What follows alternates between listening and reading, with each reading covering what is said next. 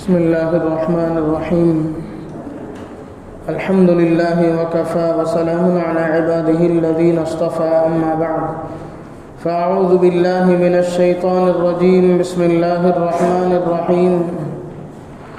يا أيها الذين آمنوا قوا أنفسكم وأهليكم نارا وقودها الناس والحجارة عليها ملائكة غلاظ شداد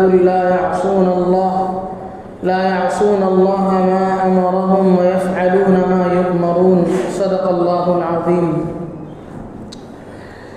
میرے محترم بزرگوں، دوستو، آج کی تراویح میں 28واں پارہ پڑھا گیا، جس میں مختلف صورتیں ہیں. ابھی میں نے آپ حضرات کے سامنے جو آیت تلاوت کی ہے وہ 28ویں پارے کی سب سے آخری صورت سورہ تحریم کی ایک آیت ہے، جس میں اللہ تبارک و تعالیٰ فرماتے ہیں: یا ایھا الذین آمنوا، اے ایمان والو، قوا انفسکم واہلیکم نارا، اپنے آپ کو اور اپنے گھر والوں کو آگ سے بچاؤ. حضرات صحابہ کرام رضوان اللہ تعالی علیہم اجمعین نے نبی کریم صلی اللہ علیہ وسلم سے پوچھا کہ یا رسول اللہ صلی اللہ علیہ وسلم، خود کو آگ سے بچانا تو ہمیں سمجھ میں آتا ہے کہ ہم گناہوں سے اپنے آپ کو بچائیں، اللہ کی فرما برداری میں لگے رہیں، اللہ کی نافرمانی سے بچے رہیں. یہ تو ہمیں سمجھ میں آتا ہے. اپنے گھر والوں کو آگ سے بچانے کا کیا مطلب ہے؟ تو اللہ کے نبی صلی اللہ علیہ وسلم نے فرمایا کہ ان کو علم و ادب سکھاؤ اور ان کی اچھی تربیت کرو، اس سے وہ آگ سے بچائے جائیں گے. بزرگان محترم، بچوں کی تعلیم و تربیت ایک بڑا چیلنج ہے اس زمانے میں، اس لیے کہ ہر گھر سنیما تھیٹر ہے، ہر گھر میں موبائل نام کی ایک مصیبت پڑی ہے. ایسے موقع پر ہم اپنے بچوں کی صحیح تعلیم و تربیت کر لیں، یہ بہت بڑا چیلنج ہے. کسی زمانے میں بچوں کی تربیت ماں باپ کی تیز نگاہ سے ہو جاتی تھی. باپ کچھ نہیں بولتا تھا اپنی زبان سے، صرف ایک نظر دیکھتا تھا. بچے کی مجال نہیں تھی کہ وہ باپ کی آنکھ سے آنکھ ملائے. ہم میں سے بہت سے لوگ حاضرین مجلس میں ایسے ہوں گے جن کو اپنے باپ کے ساتھ، اپنے والد مرحوم کے ساتھ یا موجود کے ساتھ یہ ادائیں یاد ہوں گی کہ باپ کی ڈانٹ پر ہماری پوری چیزیں صحیح ہو جاتی تھی، ہماری بولتی بند ہو جاتی تھی. تو آج وہ چیز دیکھنے کو نہیں ملتی ہے. اللہ کے نبی صلی اللہ علیہ وسلم نے فرمایا، آج کل شوق ہے بچے کو اچھا سے اچھا کپڑا پہناؤ، اچھے سے اچھے اسکول میں پڑھاؤ، اچھی سے اچھی چیز دلاؤ، اچھے سے اچھا کھلاؤ، اچھی سے اچھی جگہ تفریح کراؤ. ٹھیک ہے، یہ سب چیزیں اپنی جگہ ہیں. آپ علیہ السلام نے ایک شاندار بات بتلائی، فرمایا: ما نحل والد ولدا احسن من ادب حسن، کہ کسی باپ نے اپنے بچے کو اچھی تربیت سے بڑا تحفہ اور گفٹ دیا ہی نہیں. یعنی آپ اچھے سے اچھے عمدہ سے عمدہ ہوٹل کا کھانا کھلائیں اپنے بچے کو، اچھے سے اچھا پوشاک پہنائیں، اچھے سے اچھے اسکول کی تعلیم دیں، سب کچھ کریں، لیکن اس کی تربیت نہ کریں تو آپ نے کچھ نہیں کیا. آپ نے ایک ہی جملے میں بتلا دیا کہ سب سے بڑا تحفہ، سب سے بڑا گفٹ کسی باپ کا اپنے بچے کو دیا جانے والا سب سے بڑا تحفہ اس کی اچھی تربیت ہے. اپنے بچے کی اچھی تربیت کر دی جائے، بس چھٹی ہے، الحمدللہ. عام طور سے بچے کی تربیت و نگہداشت کا، کڑی نگرانی کا جو زمانہ ہوتا ہے، جس سے بچہ سیکھتا ہے، وہ 8 سال کی عمر تک ہے. اس کے بعد بچے کی نگرانی کرنی پڑتی ہے 18 سال تک. اس کے بعد الحمدللہ جن بچوں کی 18 سال سال تک اچھی نگرانی ہو جاتی ہے، پھر وہ الحمدللہ بہکتے نہیں ہیں۔ نبی کریم صلی اللہ علیہ وسلم نے والدین کے بچوں کے تئیں کئی حقوق بیان فرمائے۔ سب سے پہلا حق یہ ہے کہ بچے کو اچھا نام رکھا جائے جب بچہ پیدا ہو، اور پھر اس کی اچھی تعلیم اور اس کا 7ویں دن اس کا عقیقہ کیا جائے، اور پھر اسے اچھی تعلیم دی جائے، اس کی اچھی تربیت کی جائے، اور پھر جب موقع آ جائے تو اس کی اچھی جگہ اس کی شادی کر دی جائے۔ اور بچپن میں اللہ کے نبی صلی اللہ علیہ وسلم نے فرمایا کہ مروا اولادکم بالصلاۃ وهم ابناء 7، اپنے بچے کو نماز کا حکم کرو جب وہ 7 سال کے ہو جائیں، واضربوهم علیہا وهم ابناء 10، اور ان کو نماز نہ پڑھنے پر مارو، ہلکا پھلکا مارو جب وہ 10 سال کے ہو جائیں۔ 7 سال سے پہلے نماز پر بھی، نماز پڑھنے کو بھی کہنے کا حکم اللہ کے نبی نے نہیں دیا۔ اسکول بھیجنا، مکتب بھیجنا، باقی چیزیں سب بات کی باتیں ہیں۔ نماز جس سے ایک مومن کی پہچان ہے، آپ صلی اللہ علیہ وسلم نے اس کا حکم بھی کرنے کا جو حکم فرمایا، جس عمر میں فرمایا، وہ 7 سال میں پہنچ کر ہے۔ ہم لوگ 3.5 سال میں پیمپس بنا کر کے اسکول میں بچوں کو داخل کر دیتے ہیں، بچہ روتا بیٹھتا، وہ عمر ہوتی ہے جس میں بچوں کو اپنے سینے سے لگانے کی وہ عمر ہوتی ہے، جس میں ہم اپنے بچوں کو اپنے سینے سے چمٹائے رکھیں۔ ہم اسی وقت سے اپنی اولاد کو جدا کر دیتے ہیں۔ دنیا کمرشل ہو گئی ہے، دنیا ایک پریکٹیکل پلیس ہو گئی ہے کہ باپ کا کام یہ ہے کہ وہ مشین کی طرح کما کر کے لا کے ڈالتا رہے گھر میں۔ ماں کا کام یہ ہے، ماں اپنی فریضہ یہ ذمہ داری سمجھتی ہے کہ وہ دن بھر بچے کے کام کاج کرتے رہے، اچھے کھانے بنائے کھلائے، بس چھٹی، باقی کچھ نہیں۔ ہمارے اکابرین نے 7 سال سے پہلے کسی بھی لائن کی تعلیم دینے کو پسند نہیں فرمایا۔ ہمارے بڑوں میں جن کا ہم سب نام بڑے احترام سے لیتے ہیں، شیخ الحدیث حضرت مولانا زکریا صاحب نور اللہ مرقدہ، ان کی جو تربیت ان کے بچپن میں ہے، بڑی مثالی تربیت ان کے بڑوں نے کی، بہت مثالی تربیت۔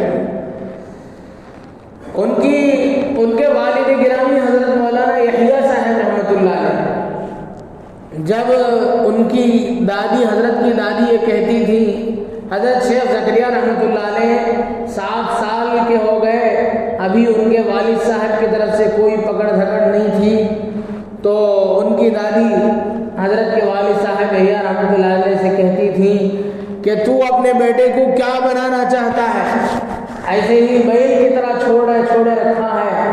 تجھے یاد ہے جب تیرا دودھ چھڑایا گیا تو تجھے پاؤ پارا یاد تھا، پاؤ پارا قرآن کا یاد تھا، اور یہ کتابوں میں لکھا ہے، باقاعدہ یہ ہسٹری ہے، یہ تاریخ ہے۔ ہم نے تیری ایسی تربیت کی، تو نے ایسے ہی چھوڑ دیا۔ حضرت یحییٰ رحمۃ اللہ علیہ کہتے تھے، اماں وقت آئے گا پڑھ لے گا، وقت آئے گا پڑھ لے گا۔ لیکن جیسے ہی 7 سال کی عمر مکمل ہو گئی، ایک دم حضرت مکمل طور پر اپنے اولاد کے سلسلے میں تبدیل ہو گئے، ان کا رویہ ہی بدل گیا۔ ان کو ایک دم بچے کی تربیت پر بہت زیادہ نظر رکھنے والے، بہت تیز نظر رکھنے والے، ایک ایک چیز کی حضرت نے ایسی تربیت فرمائی، کوئی مثال اس کی پیش نہیں کر سکتا ہے۔ حضرت فرماتے ہیں کہ کبھی پیسے دینے کی عادت نہیں تھی ہمارے ہاتھ میں، ہمارے والد صاحب کو۔ ہاں کبھی کوئی بچپن سے ہی درسی کتابیں پڑھانے کی عادت تھی بچے کو بھی۔ حضرت شیخ زکریا رحمۃ اللہ علیہ نے بھی اپنے والد گرامی سے بہت ساری کتابیں پڑھی۔ مدرسوں میں معمول ہے جب کوئی کتاب ختم ہوتی ہے تو بچے استاد سے درخواست کرتے ہیں کچھ مٹھائی کھلائیے، تو اساتذہ کچھ مٹھائی لا کے دیتے ہیں یا پیسے دے دیتے ہیں، لے کر کھا لو۔ حضرت شیخ زکریا رحمۃ اللہ علیہ فرماتے تھے کہ میری بھی کتاب ختم ہوئی تو میں نے اپنے ابو سے پوچھا کہ حضرت مجھے بھی حسب معمول آپ مجھے کچھ دیں جیسے آپ دوسرے شاگردوں کو بھی دیتے ہیں۔ تو حضرت یحییٰ رحمۃ اللہ علیہ نے پیسے تو دے دیے، لیکن پوچھا فوراً کہ کیا کرو گے اس پیسے کا؟ تو ان کے کچھ سمجھ میں نہیں آیا یہ کیا ہو گیا، پیسے تو دے دیے، اب سوال بھی پوچھنے لگے ہیں۔ تو فوراً میں نے کہا کہ اب میری چونکہ پہلی مرتبہ بڑی کتاب ختم ہوئی ہے، اس لیے میں چاہتا ہوں کہ اپنے بڑوں کو مٹھائی لے کر کے اپنے بڑوں کو پہنچاؤں گا، تو پھر خاموش رہے۔ ایسی عجیب و غریب تربیت، ننیال کو جانے نہیں دیتے تھے، 2 دن 3 دن اس سے زیادہ ننیال میں رہنے نہیں دیتے تھے۔ ہمارے بچے ننیال میں ہی پلتے ہیں، بچے کیا ہم بھی جا کے وہیں سیٹل ہو جاتے ہیں، وہاں عورت کے میکے میں جا کے سیٹل ہو جاتے ہیں۔ بہت بچوں کا ننیال اور جوائنٹ فیملی سسٹم، یہ 2 چیزیں بچوں کی تربیت کے لیے مہلک ہیں، تباہ کرنے والی ہیں۔ جہاں جوائنٹ فیملی سسٹم ہے وہاں بچے برباد ہو جاتے ہیں۔ ہر آدمی ہمارے بچے کے سلسلے میں رائے سے نہیں کرے گا، ہر آدمی بولے گا، بچے کی پھوپھی بولے گی، بچے کا چچا بولے گا کیوں اس طرح مارتا ہے، کیوں۔ ہم اپنے طور سے اپنی آزادی کے ساتھ اپنے بچے کی تربیت نہیں کر سکتے، بہت بیکار مسئلہ ہے۔ اور اسی طرح ننیال میں تو بچے ضائع ہو ہی جاتے ہیں، جہاں گھر کی مستورات خود سخت ہوں نگرانی کے سلسلے میں، ہو سکتا ہے اللہ ماشاء اللہ کوئی نہ کوئی گھر ایسا ہو سکتا ہے، ایسا نہیں ہے کہ کوئی بھی گھر اس سے مستثنا نہیں ہے، ہو سکتا ہے کوئی بھی مکان، لیکن عام تاثر یہ ہے کہ جو بچے ننیال میں پلتے ہیں وہ کسی کام کے نہیں ہوتے ہیں۔ تو بچوں کی تعلیم و تربیت کے سلسلے میں ہمارے بڑوں نے بہت سخت نگرانی فرمائی۔ اللہ کے نبی صلی اللہ علیہ وسلم نے فرمایا کلکم راع وکلکم مسئول عن رعیتہ، تم میں سے ہر ایک ذمہ دار ہے اپنے گھر کا، اپنے دستگیروں کا، اپنے ماتحتوں کا، جتنے لوگ تمہارے ماتحتی میں ہیں سب کے تم ذمہ دار ہیں۔ کلکم مسئول عن رعیتہ، تم میں سے ہر ایک سے پوچھا جائے گا اپنے ماتحتوں کے سلسلے میں۔ بچہ بگڑا ہوا ہے تو باپ سے پوچھا جائے گا کہ اس کی تربیت تو نے صحیح کیوں نہیں کی۔ اس لیے ہمیں اپنی اس ذمہ داری کو سمجھنے کی ضرورت ہے۔ ہمارے بڑوں میں ہمارے اللہ والے تو ٹھیک، ہمارے انبیاء کرام علیہ السلام اس بات کی فکر کرتے تھے۔ قرآن کریم میں آیت موجود ہے حضرت یعقوب علیہ السلام کے سلسلے میں۔ حضرت یعقوب علیہ السلام وہ خود نبی تھے، ان کے والد حضرت اسحاق علیہ السلام نبی تھے، ان کے والد گرامی حضرت ابراہیم علیہ السلام نبی تھے۔ نبی، اب باپ بھی نبی، دادا بھی نبی، ایسا آدمی، نسلوں میں نبوت چلی آ رہی ہے، ایسے گھرانے کا انسان جب دنیا سے رخصت ہو رہے ہیں تو اپنی اولاد کی فکر کر رہے ہیں۔ یہ نہیں سوچا انہوں نے کہ میرا تو نبوت والا گھرانہ ہے، ہمارا دیندار گھرانہ ہے، ہمارے بچے کیسے خراب ہو جائیں گے، اس خوش فہمی میں نہیں تھے۔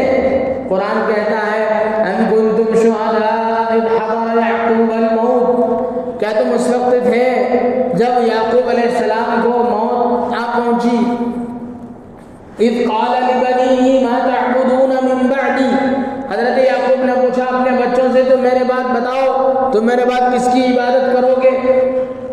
حضرت یعقوب ایک نبی ہیں، نبی کے بیٹے ہیں، نبی کے پوتے ہیں، اپنی اولاد کی انہوں نے کیسی تربیت کی ہوگی؟ ان سب کے باوجود جاتے ہوئے، دنیا سے رخصت ہوتے ہوئے، جس موقع پر آدمی کو ترکے کی، اپنے چھوڑے ہوئے مال و دولت کی تقسیم کی فکر ہوتی ہے، ایسے موقع پر ان کو جس چیز کی فکر تھی وہ آخرت کی فکر تھی بچوں کی۔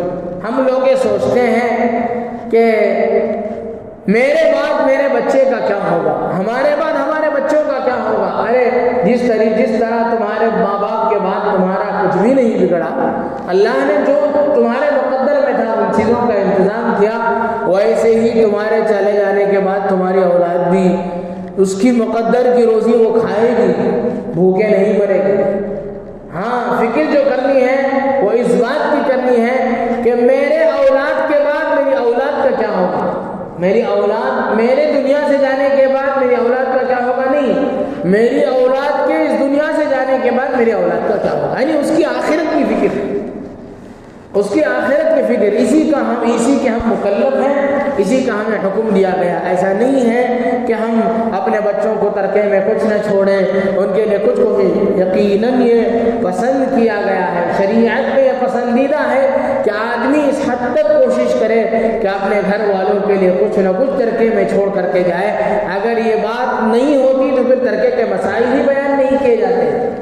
ترکے کے وراثت کے مسائل اسی لیے بیان کیے گئے ہیں کہ یہ مال و دولت اپنی اولاد کے لیے چھوڑ کے جانا شریعت میں پسندیدہ ہے، چھوڑ کے جائیں، لیکن اس پر ہمارا مدار نہیں ہے، وہ ہمارا مقصود نہیں ہے۔ ہم ان کے سلسلے میں جو کرنا ہے کریں گے، فکر کریں گے ان کے آخرت، ان کی دنیا کی نہیں، ان کے آخرت کی۔ تو یعقوب علیہ السلام نے فکر فرمائی، ما تعبدون من بعدی، ان کی اولاد نے کہا نعبد الہک و الہ آبائک ابراہیم و اسماعیل و اسحاق الہ واحدا وَنَحْنُ لَهُ مُسْلِمُونَ، ہم مسلمان ہوتے ہوئے اسلامی طرز پر زندگی گزارتے ہوئے آپ کے باپ حضرت اسحاق اور آپ کے دادا جد محترم حضرت ابراہیم علیہ السلام کے جو رب ہیں، جو واحد رب ہیں، رب رحمان ہیں، اکیلے رب ہیں، ہم انہی کی عبادت کریں گے، آپ بے فکر رہیے۔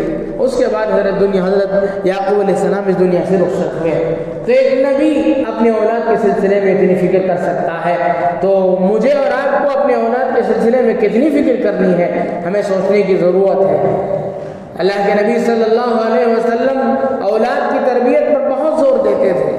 اولاد کی کیا تربیت کریں گے؟ ظاہری تربیت بھی کرنی ہے، باطنی تربیت بھی کرنی ہے۔ ظاہری تربیت کیا؟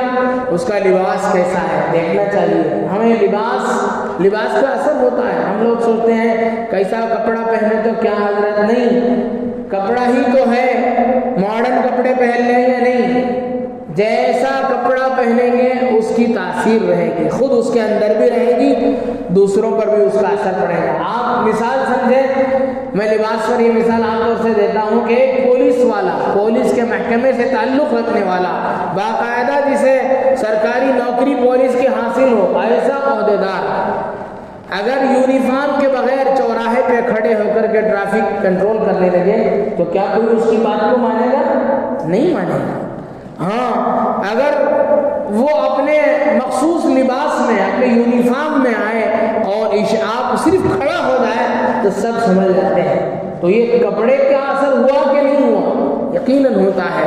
آپ کسی فنکشن میں گئے، جیسے تیسے کپڑے پہن کے چلے گئے، آپ کو وہ اکرام نہیں ہوتا ہے۔ ایک اللہ والے کسی بادشاہ کے دربار میں گئے، اپنے سادے سیدھے انداز سے گئے تو بادشاہ نے ان کو پوچھا تک نہیں، وہ وہاں سے اٹھ کر کے چلے آئے۔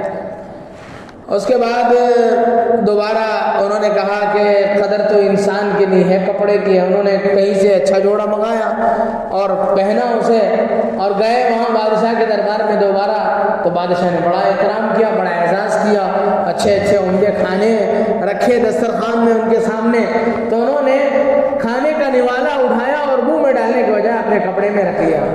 بادشاہ کو تعجب ہوا، حضرت یہ کیا کر رہے ہیں آپ؟ حضرت نے فرمایا کہ کھانا میرے لیے نہیں دیا جا رہا ہے، یہاں کپڑوں کے لیے دیا جا رہا ہے، اس لیے میں سوچا کہ اپنے لیے میں خود کھانے کے بجائے کپڑے پہ ڈال دوں کھانا۔ تو کپڑے کا کچھ نہ کچھ اثر ہوتا ہے، اس لیے ہم لباس اچھا پہنائیں۔ بہت سارے لوگ ایسا تنگ اور چست لباس پہناتے ہیں، پھر بچے اسی کے عادی ہو جاتے ہیں۔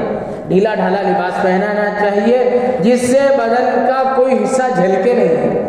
آج کل ایک مصیبت ہے ٹریک پینٹ کی، وہ پتہ نہیں کب جائے گی مصیبت ہمارے معاشرے سے، اس مصیبت کو ہمیں اپنے گھروں میں آنے ہی نہیں دینا چاہیے۔ رات میں پہننے کے لیے سب سے بہترین چیز لنگی ہے، اس سے بڑی اچھی چیز کوئی نہیں ہے۔ یہ انگریزی تہذیب ہے، انگریزی دین ہے جو یہ مصیبت ہمارے گھروں میں آ گئی۔ ٹھیک ہے کسی حد تک وہ گھر کے اندر پہن لیں، میں سمجھتا ہوں گھر کے اندر بھی مہذب گھرانے میں پہننا مناسب نہیں ہے، جہاں گھر میں بچے بھی ہوں اور بچیاں بھی ہوں اور سارا بدن کا اونچ نیچ جھلکتا ہو باہر سے، تو کیا اثر پڑے گا؟ باقاعدہ اس کا اثر ہوتا ہے۔ اس لیے اس مصیبت سے ہمیں اپنے گھروں کو بچانے کی ضرورت ہے۔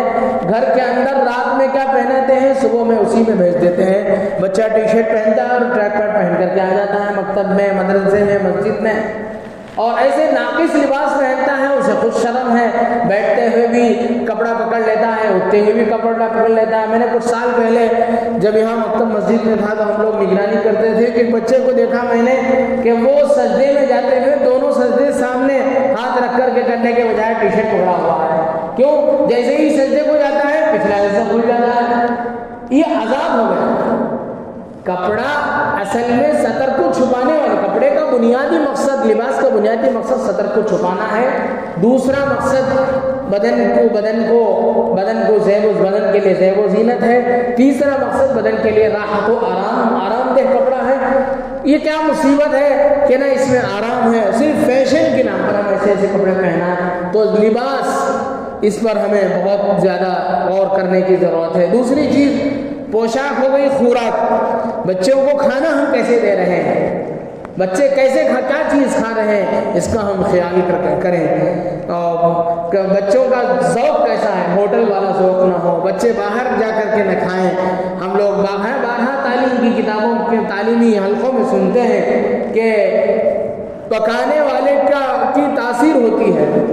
الحمدللہ میں بچوں سے بولتا ہوں، ہمارے گھروں کی جو عورتیں ہوتی ہیں چاول ڈھولتے ہوئے بھی کلمات پڑھتی ہیں، سر میں اونی ڈال لیتی ہیں، ایک ایک کنکر دیکھ کر کے درد اور محبت کے ساتھ۔ گھر میں جو کھانا بنتا ہے وہ صرف پانی سے نمک سے نہیں بنتا ہے، بلکہ اس میں محبت بھی ہوتی ہے، اس میں درد بھی ہوتا ہے۔ ہوٹل والوں کو کیا پڑھا ہے، وہ تو کمرشیل ہے، بس جیسے تیسے کھلا دیتے ہیں، اور نمازی ہے نہیں نمازی ہے، بے نمازی کے ہاتھ کا کھانا بچے کھائیں گے، اسی کا اثر ان کے اندر ہوگا۔ یہ حضرت پیر ذوالفقار احمد صاحب نقشبندی دعوت برکاتہم نے کہیں لکھا ہے کہ ان کے ہاں حفظ کا شعبہ تھا، ان کے دارالعلوم جھنگ میں ایک بچے کے سلسلے میں شکایت تھی کہ اس کا حافظہ صحیح نہیں ہے، وہ قرآن یاد کرتا ہے بھول جاتا ہے۔ تو جب حضرت نے ان کے گھر والوں کو بلایا، پوچھا کہ کیا وجہ ہے، تو بتایا گیا کہ ہم دونوں ڈیوٹی میں چلے جاتے ہیں، بچہ کھانا کھاتا ہے ہوٹل کا کھانا کھا کر کے آ جاتا ہے، ہفتے میں ایک مرتبہ ہم لوگ گھر میں رہتے ہیں، بس اسی موقع پر ہمیں کھلانا ہوتا ہے۔ تو حضرت نے کہا بس اسی کا اثر ہے، بے نمازیوں کے ہاتھ کا کھانا کھائے گا، اس کے اندر کیا تاثیر آئے گی۔ تو اسے ہمیں دیکھنے کی ضرورت ہے کہ ہمارا بچہ کیا رہا ہے اور کیسی ترجیحات اس کے اندر آ رہی ہیں۔ تو پوشاک ہوئی، خوراک ہو گئی۔ تیسری چیز ہمیں اس کے فرینڈ سرکل کو دیکھنا ہے کہ کس طریقے کے لوگوں سے اس کی دوستی ہے۔ المرء علی دین خلیلہ فرمایا گیا کہ آدمی اپنے دوست کے مذہب پر ہوتا ہے، اس کے دوست جیسے ہوں گے وہ بھی ویسا ہوگا۔ کسی کو کہ جب لڑکی دیکھنے کا مسئلہ آتا ہے، کسی لڑکے کے بارے میں تحقیق ہوتی ہے تو سب سے پہلے تحقیق کرتے ہیں لوگ ان کا فرینڈ سرکل کیا ہے، تب جا کر کے فکر کرتے ہیں۔ یہیں سے فکر کرنے کی ضرورت ہے کہ اس کے ملنے جلنے والے کیسے ہیں۔ تو اللہ کے نبی صلی اللہ علیہ وسلم نے فرمایا المرء علی دین خلیلہ، آدمی اپنے دوست کے مذہب پر ہوتا ہے، اس کے عادات و اطوار اس کے اندر آتے ہیں۔ ہر بچہ صحیح فطرت کو لے کر کے پیدا ہوتا ہے، ہم لوگ اپنے ہاتھ سے برباد کرتے ہیں۔ حدیث پاک میں ہے کل مولود یولد علی الفطرہ، ہر بچہ نیک فطرت پر پیدا ہوتا ہے، فطرت اسلام پر پیدا ہوتا ہے۔ فابواہ یحودانہ او ینصرانہ او یمجسانہ، ماں باپ نصرانی ہیں تو بچے کو نصرانی بنا دیتے ہیں، یہودی ہیں تو یہودی بنا دیتے ہیں۔ یہودی گھر میں پیدا ہونے والا بچہ بھی مسلمان ہوتا ہے، حدیث کہتے ہیں۔ اللہ کے رسول کا فرمان ہے کہ نصرانی کے گھر میں پیدا ہونے والا بچہ بھی مسلمان ہے، صحیح فطرت لے کر کے پیدا ہوتا ہے، ماں باپ اسے نصرانی بنا دیتے ہیں۔ مجوسی ہے تو مجوسی بنا دیتے ہیں، ماحول صحیح نہیں ہے تو ماحول اسے خراب کر دیتا ہے، بچہ صحیح فطرت لے کر کے پیدا ہوتا ہے۔ اس سے آگے بڑھ کر کے میرے اور آپ کے آقا جناب محمد الرسول اللہ صلی اللہ علیہ وسلم نے فرمایا الناس معادن کمعادن الذهب والفضة، ہر انسان ایک کان کے مانند ہے۔ کان کو کیا بولتے ہیں انگریزی میں؟ جیسے جہاں سے سونا نکالا جاتا ہے، چاندی نکلتی ہے، اسے کان کرتے ہیں، کہتے ہیں اردو میں۔ کان کا مطلب یہ کان نہیں ہے، وہ جو جہاں سے سونے چاندی کے ذخیرے نکلتے ہیں، کوئلے کی کان، سونے کی کان۔ آپ نے فرمایا الناس معادن کمعادن الذهب والفضة، انسانوں کی مثال کانوں کی طرح ہے جیسے سونے کی چاندی کی کانیں ہوتی ہیں۔ ہر آدمی کے اندر ایسے ٹیلنٹ، ایسے صلاحیتیں دفن ہوتی ہیں، اس پر محنت ہوگی وہ صلاحیتیں اجاگر ہوگی۔ ہمارے ہاں 2 بچے پڑھتے تھے، جب وہ الحمدللہ ان کی صلاحیتیں باہر آئیں، وہ علاقے بھر میں نعت خواں کے طور پر مشہور ہوئے، تو ان کے والد صاحب میرے سے ملاقات کر کے وہ بول رہے تھے کہ ہمیں معلوم ہی نہیں تھا کہ ہمارے بچے کے اندر یہ صلاحیت موجود ہے۔ یعنی یہ سب چیزیں ہمارے اولاد کے اندر ہوتی ہیں، ہمیں ڈھونڈ کر کے ان کے اندر سے ان چیزوں کو نکالنا ہوتا ہے۔ ہم لوگ اسکولوں میں ڈال دیتے ہیں، ٹھیک ہے سسٹم ایسا ہم کچھ نہیں کر سکتے ہیں، لیکن اس کے لیے آج بھی اس زمانے میں بھی بہت سارے حل موجود ہیں۔ ہوم اسکولنگ کا ایک سسٹم ہے، بہت اچھا سسٹم ہے، اگر ہمارے ہاں کسی کے ہاں کے کوئی آزما کے دیکھنا چاہے تو دیکھ سکتا ہے۔ اس میں ہم لوگ اسکول میں ڈالتے ہیں جس میں گدھے گھوڑے سب ایک ہی طریقے سے ہانکے جاتے ہیں، ہر ایک بچے کی ایک صلاحیت ہوتی ہے۔ اگر ہوم اسکولنگ آپ اسکول نیٹ میں دیکھیں ہوم اسکولنگ کے کیا فائدے ہیں، جو بچہ جس صلاحیت کا ہوگا اس صلاحیت میں آگے بڑھا سکتے ہیں۔ حضرت ابو الحسن علی ندوی رحمۃ اللہ علیہ فرمایا کرتے تھے کہ یہ دور اختصاص ہے، اسپیشلٹی کا دور ہے۔ یہاں پہلے زمانے میں علاقے میں ایک ڈاکٹر ہوتا تھا، وہی دان کا بھی علاج کرتا تھا، وہی آنکھ کا بھی علاج کرتا تھا، وہی آنکھ کا بھی علاج کرتا تھا، وہی کان کا بھی علاج کرتا تھا، ساری دوائیاں اسی کے پاس ہوتی تھی۔ اب دان کا ڈاکٹر الگ، پیٹ کا ڈاکٹر الگ، سر کا ڈاکٹر، اختصاص کا دور، اسپیشلسٹ فلاں کا اسپیشلسٹ۔ ہمارے اس دور کا تقاضا یہ ہے کہ ہم اپنے گھروں میں اسپیشلسٹ تیار کریں، ہمارا بچہ اس میں ایکسپرٹ، دین میں ہو یا دنیا میں ہو، کسی بھی لائن سے ہو، فائدہ ہونا چاہیے، چاہے دنیا کا فائدہ ہو چاہے دین کا فائدہ ہو۔ دنیا کا فائدہ ہو کر بھی اس سے دینی خدمت بچہ کر سکتا ہے۔ دین کی خدمت کرنے کے لیے کوئی ضروری نہیں ہے کہ وہ عالم اور حافظ بن جائے، بچہ کسی بھی لائن میں ہم اس سے صحیح تربیت کریں گے، اس کی صحیح نگرانی کریں گے، پھر اچھا ہو جائے گا۔ تو ظاہری تربیت یہ سب چیزیں ہیں، اور باطنی تربیت یہ ہے کہ ہم اس کے عقائد کی نگرانی کریں، بچہ اس کے نظریات کی نگرانی کریں، بچہ کیا عقیدہ لے کر کے چلتا ہے، کیا نظریات ہیں اس کے، اور اسی طریقے سے اس کے اخلاق کیا ہیں، اس کے اخلاق، اندرونی اخلاق کیا ہیں، کیریکٹر کیسے ہیں، وہ بولتا چالتا کیسا ہے، بڑوں سے کس طریقے سے بات کرتا ہے۔ بچہ کوئی بندہ کسی زبان سے اپنی زبان سے کچھ بولتا ہے تو اس کی زبان سے نکلنے والے الفاظ سے ہی بڑے لوگ اس کی تربیت کا اندازہ لگا لیتے ہیں۔ تو یہ وہ چیزیں ہیں جس پر ہمیں غور کرنے کی ضرورت ہے۔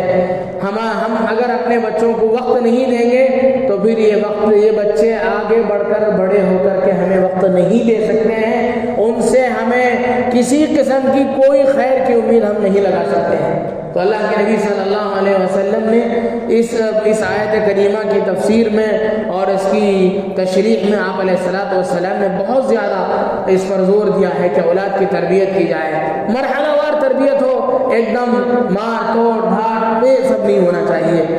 ابتداء ہم صرف نگاہ سے اسے سمجھانے کی کوشش کریں، ناراضگی کا اظہار کریں، پھر آہستہ سے سمجھائیں، پھر ایک مرحلہ ہے کہ ڈانٹیں، پھر ایک مرحلہ ہے کہ ڈانٹ اور مار کے درمیان میں کوئی جسمانی سزا دیں، اسے اٹھک بیٹھک کرائیں، کان پکڑوائیں، کچھ بھی کرا سکتے ہیں۔ اس کے بعد کا مرحلہ اسے مارنا کرنا ہے، وہ بھی بہت آہستہ انداز سے، ایسے مارنے کی اجازت ہے جس سے بدن میں نشان نہ پیدا ہو، اور ایسے وقت میں مارنے کی ضرورت ہے جس وقت ہمارے اندر غصہ نہ ہو۔